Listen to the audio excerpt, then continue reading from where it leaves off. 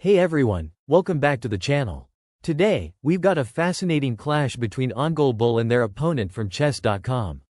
Both players are rated in the 1500s, so expect some solid ideas mixed with a few spicy twists.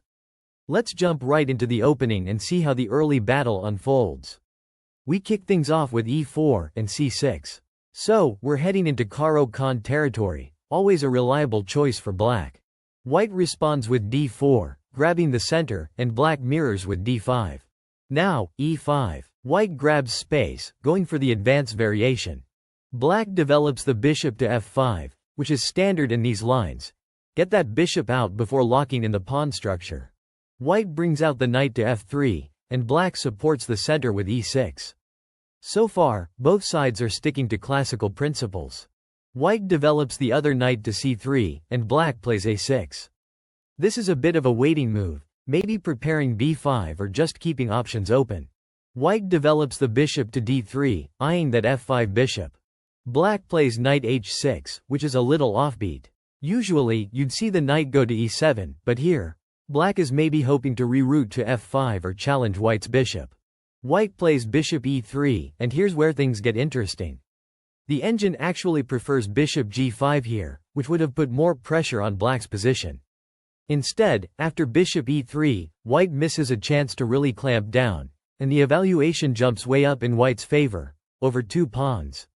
That's a huge swing for this stage of the game. Definitely a moment to remember.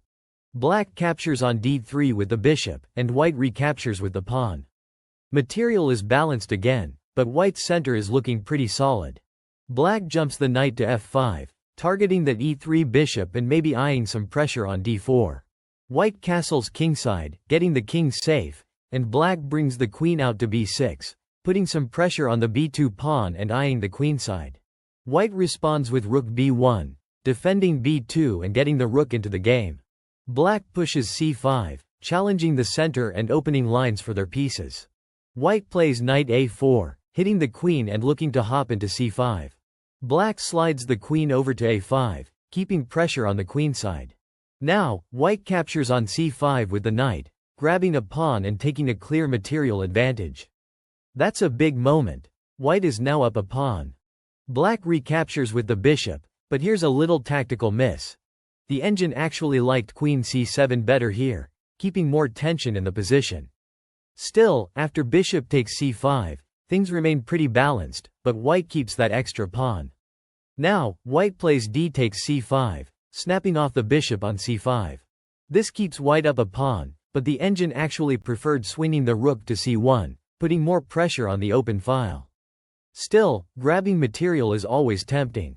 Black immediately strikes back with knight takes e3, taking the bishop on e3. This gives black a temporary material edge, a classic imbalance. White has an extra pawn, black has an extra knight. White recaptures with f takes e3, restoring the material balance and keeping that pawn majority in the center. The engine points out that b4 might have been even stronger, but this is still a solid, practical choice. Black's queen slides over to c5, recapturing the pawn. The engine actually wanted to see black castle here, getting the king safe, but instead, we get a queen trade on the horizon. White pushes d4, grabbing more space in the center and opening lines for the pieces. Black responds with queen b5, keeping the queen active on the queenside. The engine preferred queen c7, but this move keeps things flexible. White jumps in with knight g5, and, whoa, look at that evaluation spike. Suddenly, white is threatening all sorts of nastiness on the king side. The engine says rook c1 was even stronger, but this knight leap is still super dangerous. Black finally castles kingside, but it might be a move too late. The engine wanted to see knight d7 instead, trying to shore up the defenses. White brings the queen out to h5, lining up with the knight and eyeing h7. This is where the attack really starts to heat up. Black tries to slow things down with h6, kicking the knight, but the evaluation drops. White's attack is just rolling now. White sacrifices the knight with knight takes f7. What a shot! This blows open black's kingside and rips away a key defender. Black's queen rushes back to e8, trying to cover the back rank, but white's initiative is just too strong. White continues with knight takes h6 check, grabbing another pawn and checking the king.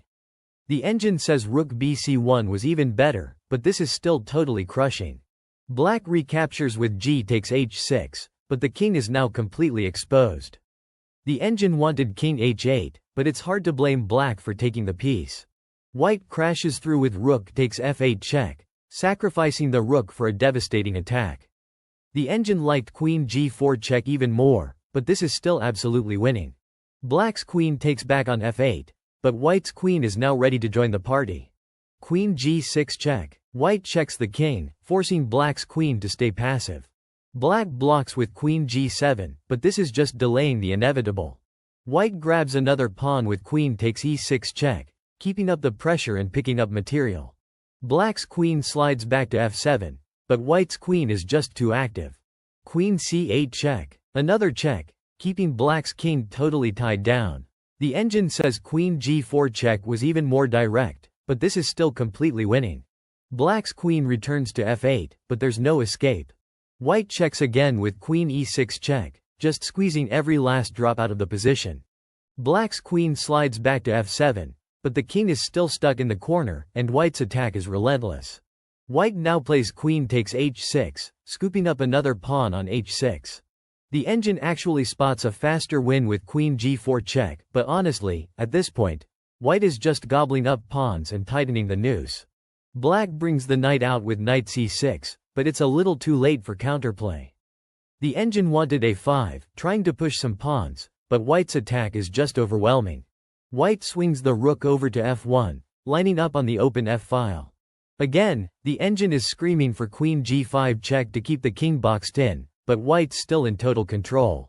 Black's queen slides to g7, but this doesn't really change the picture. The engine actually liked knight takes e5, but black is just trying to hang on. White checks with queen e6 check, keeping the king stuck on the back rank. The engine points out queen d6 is even more precise, but this is still completely crushing. Black's king shuffles over to h8, but there's nowhere safe to hide. White brings the rook up to f7, threatening all sorts of nasty discoveries and just piling on the pressure. Black tries queen g5, maybe hoping for some miracle defense, but it's just not enough. White checks again with queen h3 check, and now the king is forced back out into the open. The engine actually prefers rook f3 here, but this is still made in just a couple moves.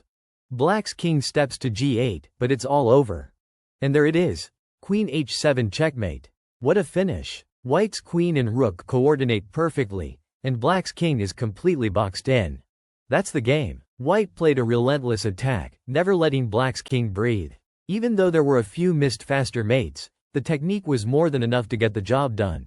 Thanks for watching. If you enjoyed this breakdown, don't forget to like and subscribe for more epic chess content. See you in the next one.